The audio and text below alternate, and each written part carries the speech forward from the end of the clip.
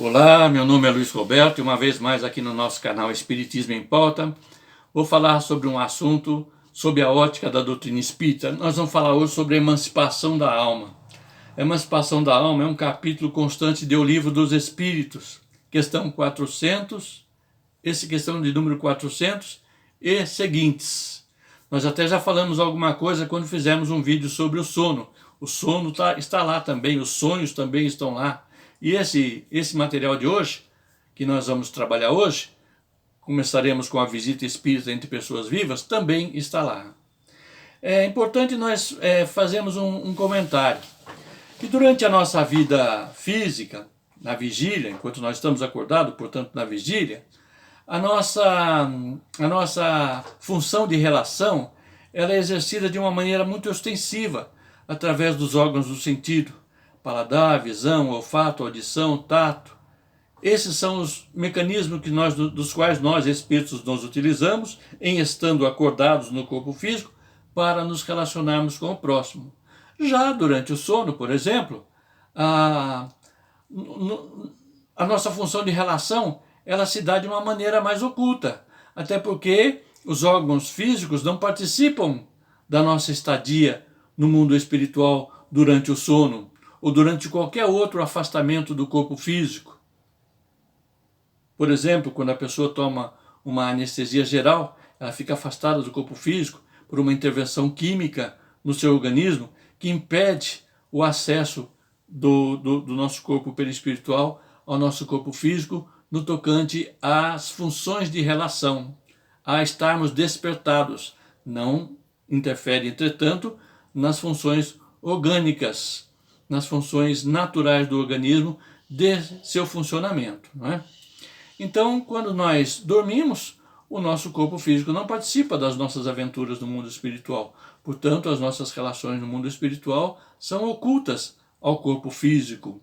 Não que nós não venhamos, durante a vigília depois, a termos uma intuição daquilo que ocorreu durante o sono. Nós já falamos sobre isso e falaremos sobre isso oportunamente, né? Então são duas fases na mesma existência do espírito. Durante a vida, o estado de vigília e o estado de sono ou qualquer outro tipo de afastamento temporário do corpo físico.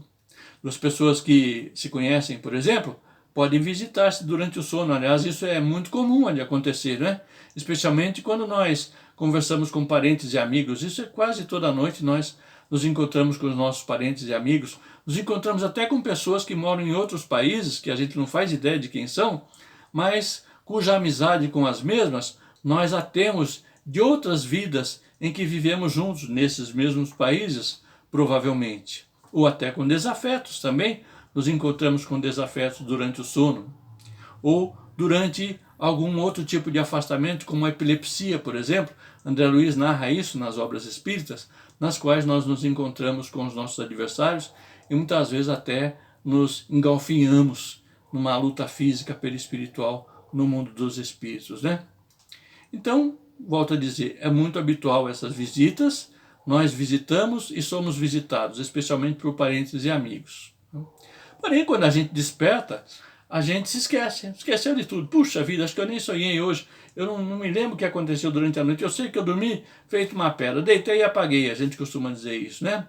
Mas pela intuição, muitas vezes, nós temos algum resquício dessas visitas, através de ideias que nos vêm espontaneamente à nossa mente, sem que nós possamos explicar direitinho de onde foi que elas nos surgiram. Porém, essas são sim ideias oriundas das nossas confabulações no mundo espiritual, né? Você vai dormir agora? Você pode dizer assim, hoje eu quero me encontrar com fulano, vamos botar um fulano hipotético aqui, hoje eu quero me encontrar com o João, vou dizer para ele isso, aquilo e aquele outro mais. Você faz esse propósito na hora que você vai dormir, né? Porém, o que acontece, quase sempre que acontece, é que as coisas de interesse material do espírito nem sempre são as coisas de interesse espiritual do próprio espírito. Assim que ele aporta no mundo espiritual por afastar-se do seu corpo físico, seja pelo sono ou por qualquer outro meio, ele efetivamente não está nem aí mais com aquela ideia, não vai buscar o João para dizer isso, aquilo, aquele outro. Ele vai buscar os interesses dele, espírito, no mundo espiritual, não os interesses humanos. Geralmente, os espíritos mais elevados é que têm esse propósito. Se a sua ideia de conversar com fulano ou ciclano, ela poderia muito bem ocorrer durante a vigília, ele ao dormir, mesmo que tenha feito esse propósito de conversar com essa pessoa, ele não vai se entregar a esse assunto, não. Ele vai cuidar de coisas mais elevadas. Isso já não ocorre, entretanto, entre o comum dos homens, né? Nós, o comum dos homens, muitas vezes nós passamos de uma maneira, de um modo muito diverso, a fase espiritual da nossa existência terrena durante o sono.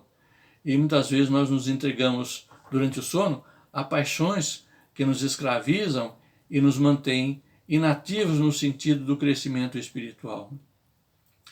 Podem também espíritos encarnados reunir-se em um certo número e formar assembleias por laços antigos ou recentes da amizade. Eles costumam reunir-se desse modo, diversos espíritos que se sentem felizes de se juntar. Eu até conto um fato real, verdadeiro, do qual eu participei. Nós tínhamos um grupo de estudos às quintas-feiras na nossa instituição espírita, lá na nossa unidade do bairro. E nós estudávamos de maneira bastante séria e honesta a doutrina espírita.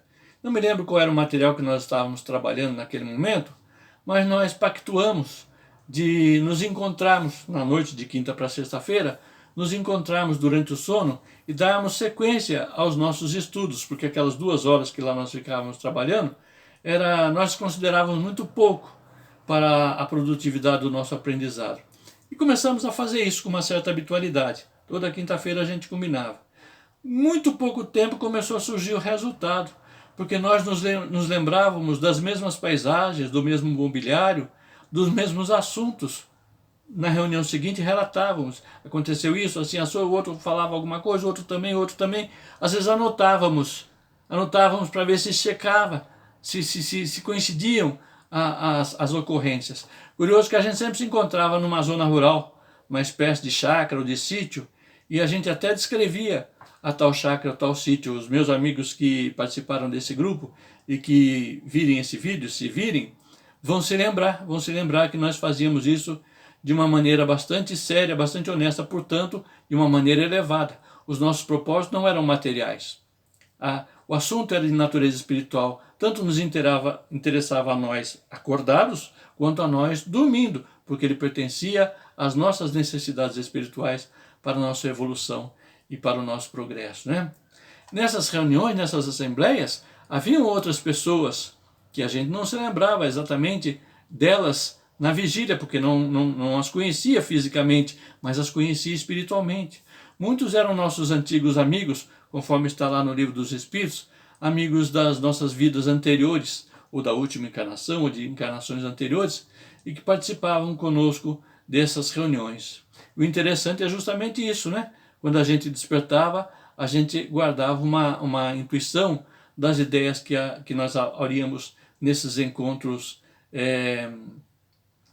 espirituais, mas ficávamos na ignorância da fonte de onde muitos dessas ideias, dessas filosofias nos eram insufladas, naturalmente dos bons espíritos que lá estavam e partilhavam dessas assembleias. Mas isso acontece, não acontecia só conosco, eu só estou dando como exemplo. Isso está lá escrito no Livro dos Espíritos, anotado por Allan Kardec, ditado pelos Espíritos. Isso acontece de maneira a miúde. Nós nos reunimos sim em assembleias do mundo espiritual, né? Por exemplo, uma pessoa que nós julgamos que morreu, um nosso amigo, faz muito tempo que a gente não vê e pensa que o sujeito morreu, né? Sem que isso fosse uma realidade, nós podemos encontrar com esse espírito e verificar se ele continua vivo ou se ele está de fato desencarnado. Nós podemos ter ao despertar não uma ideia exata do que aconteceu, mas ter dele uma espécie de intuição, né? Um pressentimento da sua existência, ou como, se for o caso, do seu desencarne. Mas durante o sono a gente vai encontrar com esse amigo, esteja ele encarnado ou desencarnado, e saber dele, assim como muitos vêm ao nosso encontro.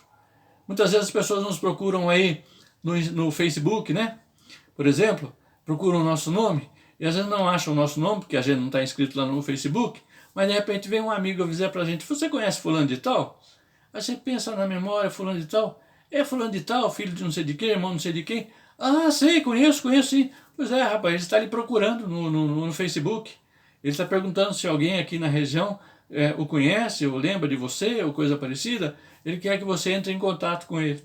Então a gente entra em contato lá pelo Facebook, por exemplo, né? Mas você pode entrar em contato também pelo Facebook espiritual. Pode, durante o sono, buscar o contato direto com esse seu amigo, saber se ele está vivo, se ele está desencarnado, e da mesma forma ele pode procurar saber sobre você, né? Quando em sonho nós vemos pessoas vivas, a gente vê pessoas vivas, estou acabando de falar isso, né? Pessoas vivas praticando algum ato que absolutamente não cogitam. Isso não é por efeito da imaginação? Você vai pensar: não é por efeito da imaginação. Às vezes a pessoa tem um comportamento durante a vigília e durante o sono ela tem outro comportamento, bom ou ruim, ela tem outro comportamento. Então não há nada de estranho você ver uma pessoa que durante a vigília é séria, recatada, mal diz um bom dia para você, muito discreto, muito sereno, e durante a noite ela será ela mesma, bem diferente disso, né? E a recíproca é válida também. O sujeito pode ser um sujeito bem expansivo, bem falastrão, bem tagarela, sei lá, não sei se falastrão é a palavra mais correta para dizer, e durante a noite, durante a vigília, ser um sujeito completamente diferente, com outro comportamento, um comportamento que você vai ver e fala: poxa vida, nem parece o fulano, né? Os espíritos dessas pessoas muitas vezes vêm visitar a gente, como a gente vai visitar essas pessoas também, né? Sem que a gente saiba exatamente o que eles pensam durante o dia, e a gente vai descobrir durante a noite, e assim também eles têm uma visão nossa desse sentido, né? Também não é raro nós atribuirmos, de acordo com o que desejamos, a pessoas que conhecemos, o que se deu ou se está dando com ela em outras vidas da existência do espírito. Muitas vezes nós acordamos: sonhei com fulano, com ciclano, mas a paisagem era outra, o mobiliário era outro, a vestimenta, enfim, tudo era diferente. Nada obsta que você tenha estado com essa pessoa em outra existência e disso se dê conta durante o fenômeno do sono. Você vai se dar conta disso. Isso também é possível acontecer pela emancipação da alma. Isso é praticamente comum de acontecer, né? Durante o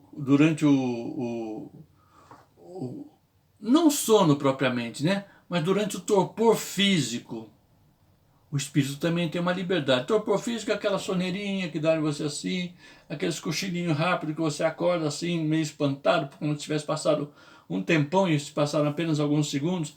Esse torpor físico é o suficiente para a emancipação do espírito.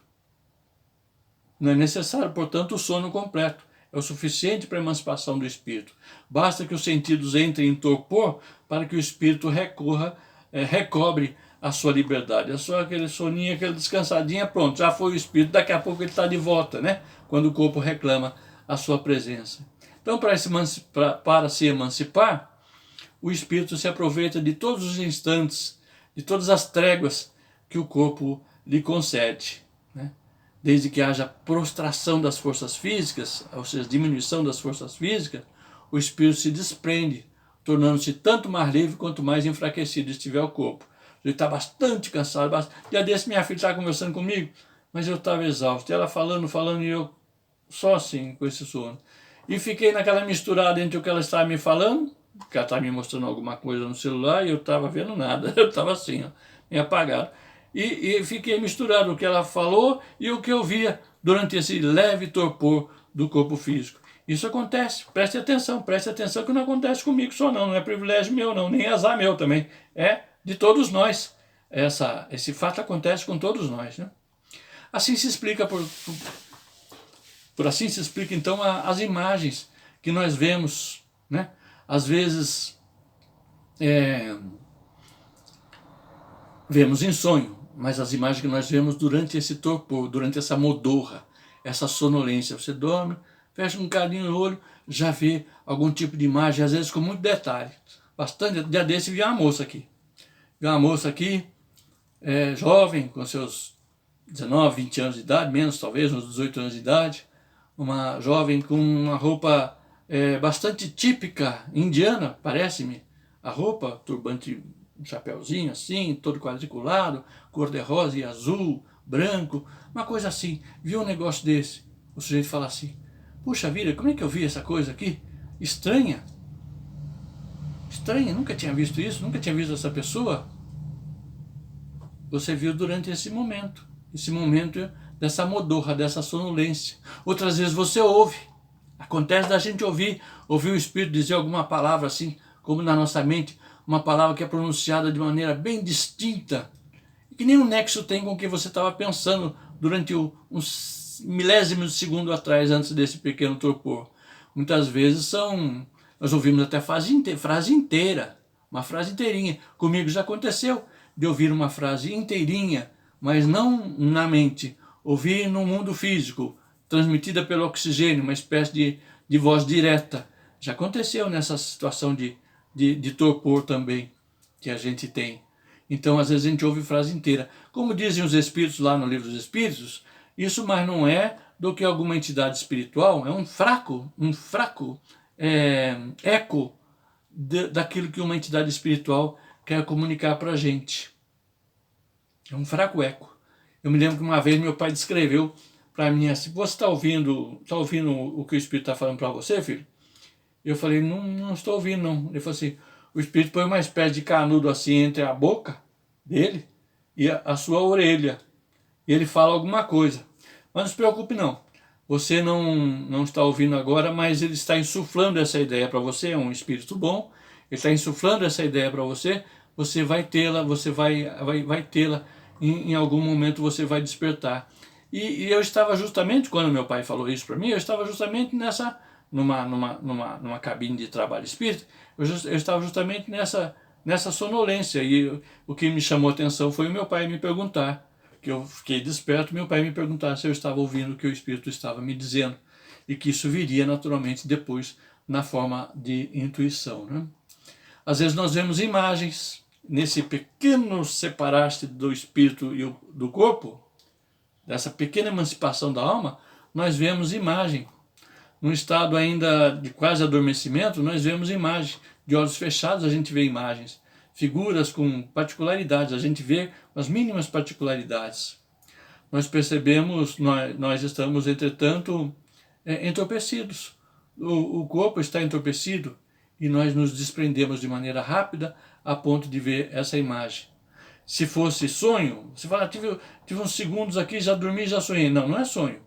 Para que haja o sonho, é necessário que haja o sono. Então, seja um afastamento mais prolongado do espírito em relação ao corpo, ou seja, a emancipação da alma se dá de forma mais prolongada durante o sono, o que permite o sonho. Isso do que nós estamos falando no vídeo de hoje é simplesmente, nesse tema de hoje, que eu estou abordando agora, é simplesmente aquela modorra, aquela sonolência. Durante essa sonolência você vê e ouve, e isso não é sonho, isso é simplesmente o fato de que a emancipação lhe possibilitou apreender essas imagens ou esse som, né? Muitas vezes você está nessa situação de modorra ou sonolência e as ideias se apagam. Assim, você desperta rapidamente, aquelas ideias se apagam, né? Dá-se também isso durante o sono, na verdade, né? Ou quando nós nos achamos ligeiramente em sonolência, ou durante o sono, isso é verdade. Isso acontece sem dúvida nenhuma. Mas muitas vezes as ideias que a gente estava tendo naquele momento, desse pequeno afastamento do corpo físico, são ideias que nos parecem excelentes, mas que se apagam da nossa memória. A gente não consegue apanhar aquela ideia. Acontece comigo e tenho certeza que acontece com quem estiver vendo esse vídeo também, em diversas situações. Elas provêm, volto a afirmar, com insistência, justamente dessa liberdade provisória que o espírito tem pela emancipação em relação ao corpo, no qual o espírito goza por alguns instantes de suas faculdades com maior amplitude. E também os conselhos, né? Nós, nesses momentos de pequeno afastamento do corpo físico, muitas vezes nós ouvimos conselhos, bons conselhos dos espíritos, né? Que outros espíritos dão para a gente, né? Em regra, essas ideias que os Espíritos nos dão, mais faz utilidade, ou é mais útil a nós espíritos do que ao mundo corpóreo. São orientações espirituais em relação à nossa condição de espírito.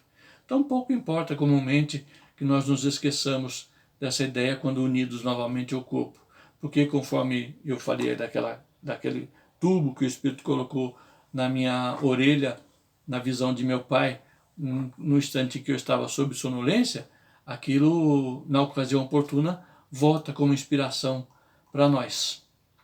Então o que nós tínhamos hoje era isso, do capítulo Emancipação da Alma, falar justamente dessa emancipação provisória e miúda, curtinha, que se dá pela sonolência, né?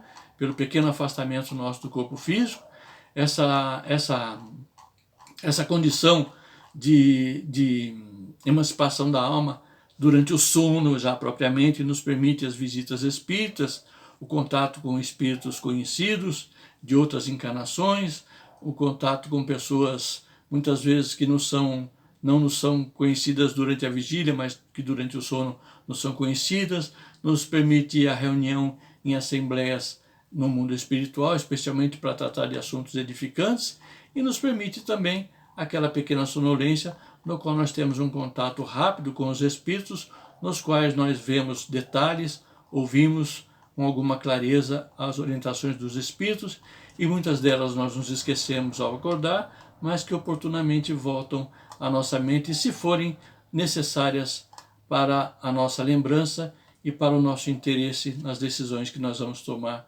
seja no cotidiano, ou seja na condição de espírito. Nós vamos oportunamente falar um bocadinho mais sobre esse assunto, ainda no capítulo Emancipação da Alma. Nós vamos falar sobre o sonho. O sonho também é um assunto bastante interessante, que desperta muito interesse nas pessoas.